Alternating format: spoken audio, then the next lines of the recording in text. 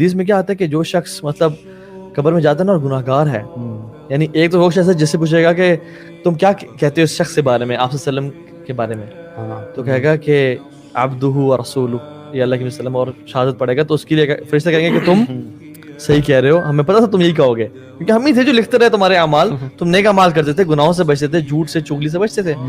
جو شخص کہے گا نا کہ میں نے لوگوں سے سنا ہے ان کے بارے میں وہی کہتا تھا جو لوگ کہتے تھے, یعنی منافق ہوگا وہ شخص. اس کو اس نے میموری کام نہیں ہے کہ جاننا چاہے گا کہ میں یاد کروں یہ کون ہے, لیکن اس کو میموری کام نہیں دے گی کیونکہ اس کی زندگی نہیں گزری نا. اور حدیث میں کیا آتا ہے کہ جب وہ کہے گا نا تو پھر سے کہیں گے ہمیں معلوم تھا تو یہی کہے گا. اور پھر آپ نے فرمایا کہ جو قبر نا حکم دے کہ قبر کو کہ سکویز کرو ایسے, اور جب سکویز کرے گی نا تو آپ نے کہ ہاتھ ایسے تھے اور کہا کہ اس کی ریبز آپس میں کراس کر جائیں گی, یعنی ریبز ٹچ نہیں ہوں گی, وہ کراس کر جائیں گی. And this will happen till the day of judgment. So قبر کا ایک بہت ڈیٹیلڈ ٹاپک ہے. I want us to discuss کہ what will happen on the day of judgment and what's the day of judgment, what will happen, کیونکہ جتنا زیادہ ہمارا آخرت پہ یقین, ایمان, تذکرہ ہوگا نا اتنا ہی ہمارے اعمال اچھے ہوں گے. ایکچولی آپ دیکھیں نا کہ ہم قبر کے بارے میں ڈسکس کر رہے ہیں, ہیئر آفٹر کے بارے میں ڈسکس کر رہے ہیں. امیجن کریں ایک بندہ جاتا ہے, قبر میں جاتا ہے, اس کی فوتگی ہو جاتی ہے اور اس کے اوپر جو ہے اوپر مٹی بھی ڈال دی جاتی ہے اور فرشتے بھی اس کو نظر آتے ہیں اور اس کا حساب کتاب بھی شروع ہوتا ہے. بائی اینی چانس امیجن کر لیں فار انسٹنس اللہ تعالیٰ اس کو دوبارہ اس دنیا میں بھیج دیتے ہیں, چل تیرے پاس ایک دن ہے, اب میں دیکھتا ہوں تو کیسے جو ہے زندگی گزارتا ہے. After saying all of this reality, تو میں یہ سوال اپنے آپ سے بھی کرتا ہوں, کیا Waqas would you lead your life the way you leading now, کہ تو ایک ایک منٹ یوٹیلائز کرے گا, ہو سکتا ہے وہ 24 آورز تو سجدے سے اٹھے گا ہی نہیں. صحیح بات, واللہ اٹھے گا ہی نہیں. یعنی تو اللہ تعالیٰ نے یہ قرآن مجید نازل کیا اور اللہ تعالیٰ فرماتے ہیں الم یعن للذین آمنوا ان تخشع قلوبہم لذکر اللہ. سبحان اللہ, اتنا زبردست طریقہ ہے نا ہمارے رب کا ہمیں جن جوڑنے کا.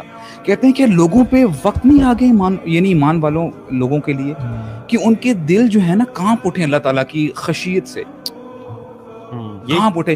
اور بار بار جو ہے سورہ حدید میں اللہ تعالیٰ فرماتے ہیں اعلموا, جان لو, جان رکھو, آنکھیں یعنی اپنے کانوں کو کھولو اور اپنے دماغ کو یوز کرو. اعلموا انما الحیاۃ الدنیا لعب ولہو وزینۃ وتفاخر بینکم وتکاثر فی الاموال والاولاد. یعنی دیکھیں نا تم لوگ ایک دوسرے سے ریس لگاتے ہو, جی کتنا مال ہے, کون سی گاڑی ہے تمہارے پاس, موبائل فون کون سا ہے, تمہارے کتنے بچے ہیں, 2 ہیں, میرے پاس. یعنی ہم ریس کرتے ہیں ایک دوسرے کے ساتھ. كمثل غيث أعجب الكفار نباته ثم يهيج فتراه مصفرا ثم يكون حطاما.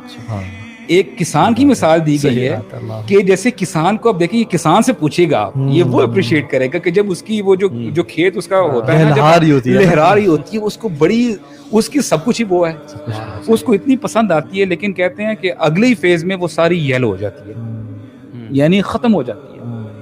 اللہ تعالیٰ آگے فرماتے ہیں وَمَا الْحَيَاةُ الدُّنْيَا إِلَّا مَتَاعُ الْغُرُورِ.